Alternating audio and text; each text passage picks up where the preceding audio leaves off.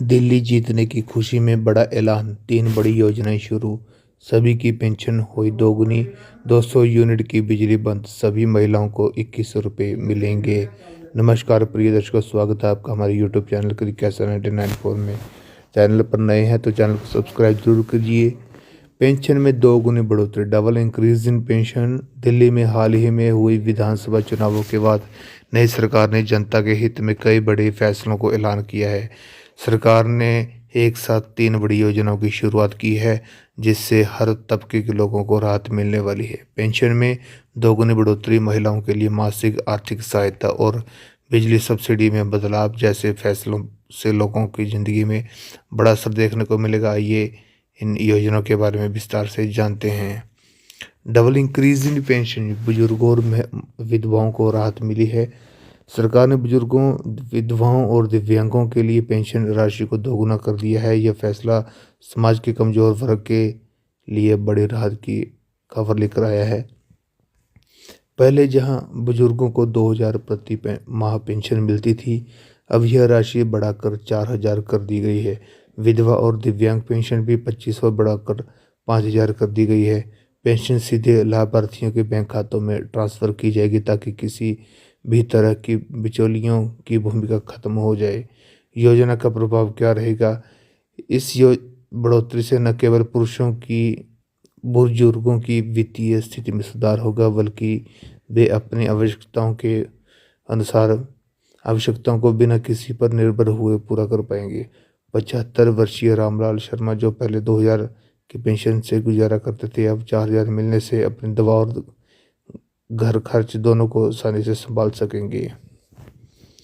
महिलाओं के लिए 2100 की मासिक आर्थिक सहायता। महिलाओं को आत्मनिर्भर बनाने के लिए सरकार ने हर महीना 2100 मासिक आर्थिक सहायता देने का ऐलान किया है। 18 वर्ष से ऊपर की सभी महिलाएं इस योजना के लिए पात्र होंगी।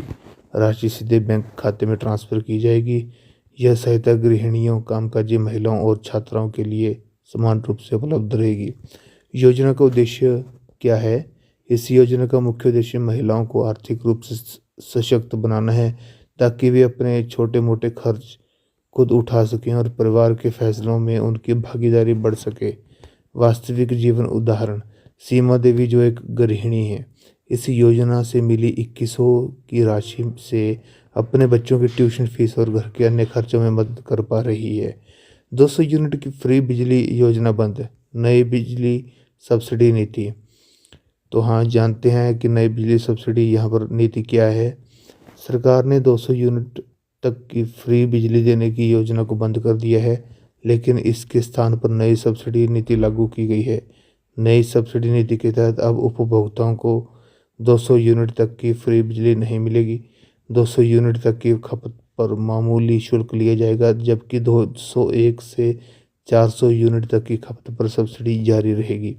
जिन घरों में बिजली खपत कम है, उनके बिल पर सीमित असर रहेगा।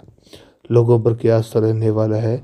जहां एक और कुछ लोग इस बदलाव से नाराज हैं, वहीं सरकार का मानना है कि इससे राजस्व में वृद्धि होगी और उस पैसे का उपयोग दूसरी कल्याणकारी योजना में किया जाएगा।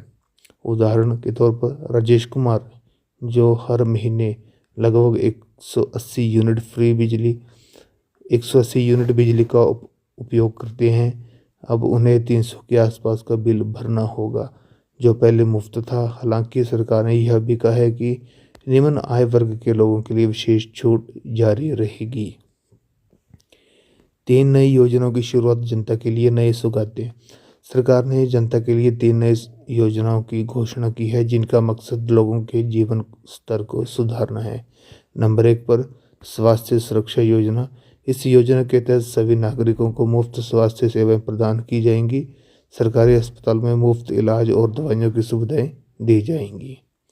नंबर 2 पर शिक्षा सुधार योजना। सरकारी स्कूलों में नई तकनीकों के साथ शिक्षा प्रणाली को मजबूत किया जाएगा। स्कूलों में स्मार्ट क्लासरूम और बेहतर इंफ्रास्ट्रक्चर विकसित किया जाएगा।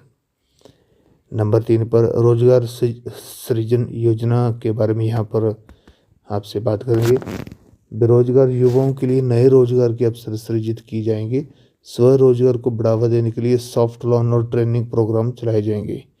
इन योजनाओं से जुड़े कुछ सवाल और जवाब हैं। पेंशन योजना का लाभ कौन ले सकता है? तो 60 वर्ष से ऊपर के बुजुर्ग, विधवाएं और दिव्यांग व्यक्ति इस योजना के पात्र हैं। महिलाओं को मिलने वाली किस्तों की राशि के लिए आवेदन कैसे करें? आवेदन ऑनलाइन पोर्टल या नज़दीकी सरकारी केंद्र पर किया जा सकता है। आधार कार्ड और बैंक खाता जरूरी है। क्या दोस्तों यूनिट फ्री बिजली योजना पूरी तरह बंद हो गई है? हाँ, यह योजना बंद कर दी गई है, लेकिन नई सब्सिडी नीति के तहत राहत दी जाएगी। क्या यह बदलाव जनता के लिए फ़ायदेमंद है? तो उत्तर में दिल्ली सरकार के ये नए फैसले समाज के विभिन्न वर्गों को ध्यान में रखकर लिए गए हैं।